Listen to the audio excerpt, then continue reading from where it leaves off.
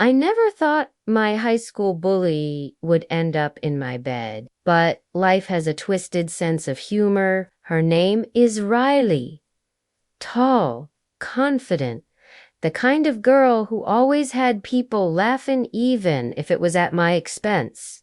She teased me relentlessly. My clothes, my hair, the way I blushed is nothing, was safe. And while everyone else thought it was harmless fun, I carried the weight of every cutting remark. So how did we end up tangled together one night? Well, that's where the story gets messy. It started at a college party. I wasn't supposed to be there, but my best friend dragged me along. The music was loud, the drinks were flowing, and the air smelled like bad decisions. I had no idea Riley would show up. The moment I saw her across the room, that familiar wave of annoyance hit me. But then something strange happened. She smiled, not the cocky smirk she usually wore, but a softer, tired kind of smile. For the first time, she didn't look like my enemy.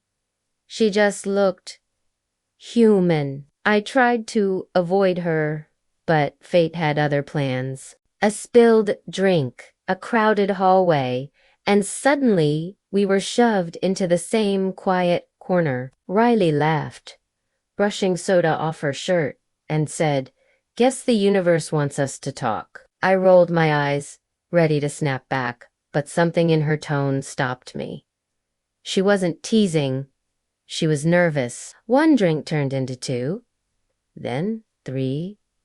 Words slipped out more easily. She told me her dad had left last year, that her mom was working double shifts, that she felt like she had to act tough all the time just to keep people from seeing how scared she really was. I didn't recognize this really the vulnerable one, the one behind the armor. And maybe it was the alcohol. Maybe it was the way her eyes lingered on mine. But I kissed her first. What happened after? Well, it was clumsy, unexpected, and more intense than I ever imagined. For once, there were no insults, no walls between us, just heat, laughter, and a connection I never thought possible. The next morning, reality crashed in. I woke up with Riley's arm draped over me, her hair messy, her face peaceful. My first instinct was panic.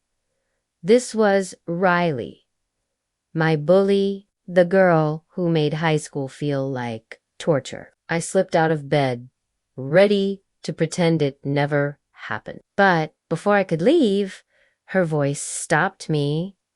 "Stay," she whispered. Her eyes were wide open, honest.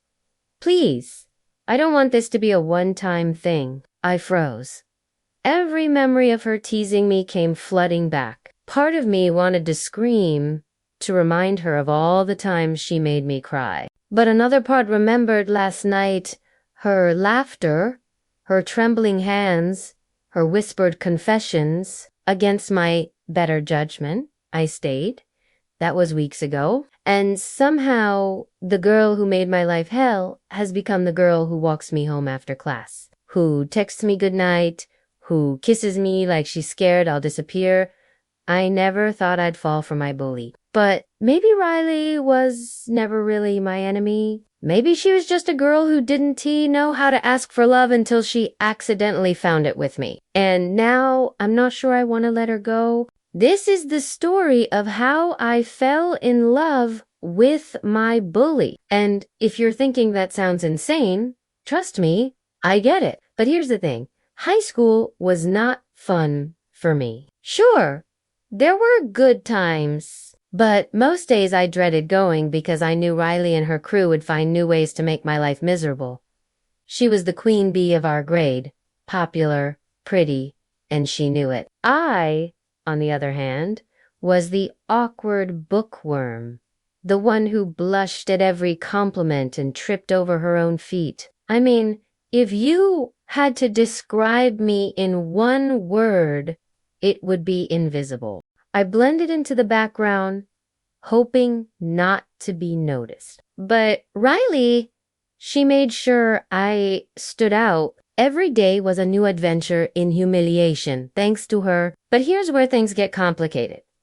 Riley, the bully, seemed to have zero interest in me romantically. She didn't try to steal my boyfriend or sabotage my friendships. She just picked on me for the sheer joy of it. It was like she got a kick out of seeing me squirm. And let's face it, it worked. I hated the way she made me feel. The way I couldn't stand up for myself against her snarky comments and cutting remarks. I spent so much time worrying about what she might say or do next that I hardly enjoyed any of high school. Then something unexpected happened. After graduation, life went on. I went to college, got a job, started to build a life for myself. A life without Riley and her gang of mean girls. But then one day I ran into her. I was getting coffee, trying to be cool, when suddenly she appeared. Well, look who it is. If it isn't Princess Perfect over here, she said with that smirk of hers. I just rolled my eyes and tried to walk away, but she stopped me. Hey, I haven't seen you around these parts. You ditch us after high school and then come crawling back when you think we all gone. Nah, be impressed by how big and important you are now, she said, taking a sip of her latte. You know what, Riley? Screw you, I snapped back, surprised by my own boldness. But then she did something that completely caught me off guard. She laughed. Not that fake, mean laugh she usually had, but an actual laugh, like she found something genuinely funny. Whoa, someone woke up in a good mood today. You know, I haven't heard you talk back to me like that in years. Kinda missed it, actually, she said. And for a moment, I saw something different in her eyes, something vulnerable, almost scared. It was so unexpected that I couldn't help but ask, "What?" "Nothing," she said quickly, shaking her head.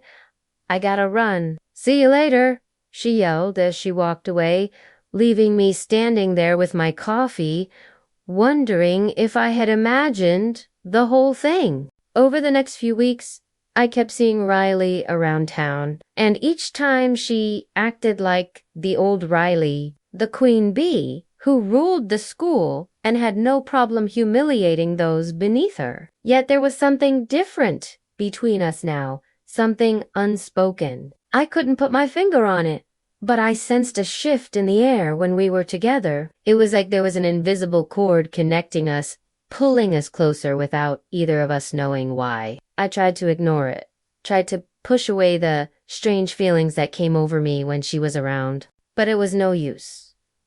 We couldn't deny the chemistry between us. One night, we ended up at the same party. I wasn't with my usual crowd, and neither was she. Maybe it was the unfamiliar surroundings or the fact that we were both a little tipsy. But something happened that night that changed everything. We started talking, really talking, and as the hours passed, I discovered a side of Riley I never knew existed. She was funny, smart, and surprisingly sensitive. I learned that beneath the tough exterior, she had a heart. I also learned that her father had recently passed away, which explained some of the darkness I'd seen in her eyes. I opened up to her about my own struggles, the anxiety and depression I'd been battling since freshman year. And she listened without judgment. It was like we were two puzzle pieces that didn't fit anywhere else, finally snapping into place. By the end of the night, I felt closer to her than I ever had in high school. And as we walked under the starlit sky, I realized I had fallen in love with the girl who used to make my life hell. Now, I know what you're thinking. How could anyone fall in love with their bully? Isn't that like loving your abuser? And I get it. I really do. But the thing is, bullies are often hurting more than anyone else. They act out because they're scared, insecure. Trust me, I've read enough psychology books to know that. But that doesn't make it any easier when you're the one being bullied. All I can say is that I saw something in Riley that no one else saw.